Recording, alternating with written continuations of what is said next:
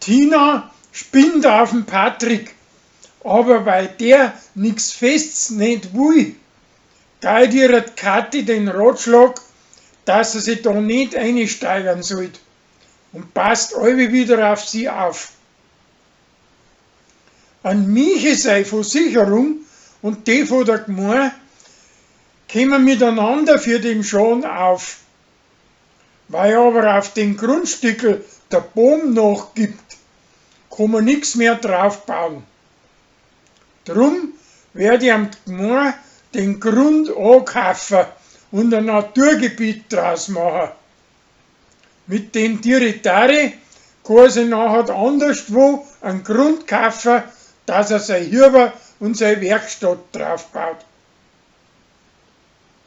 Der Uschi, seine preisische Tochter, geht einkaufen und kriegt in die Geschäfte pfundweise ein geschleckertes Zeug geschenkt. Und das isst's gleich daheim auf einen Sitz, bis nachher schließlich Bauchweh kriegt. Bei einem Wettstreit, wer das die schönen Maskerafetzen anhat, gewinnt der Sascha als Wuhlmaus. Und der preisische Kölner, wo sie die 350 € Preisgeld einbüht hat, schaut durch die Finger. Als Hummerl mag sein Rezept für einen Gugelhupf nicht ausrucken. Aber weil es auf eine App am Handy aufplappert, hängt die App das nachher das Netz ein. Also dass am Ende alle wissen.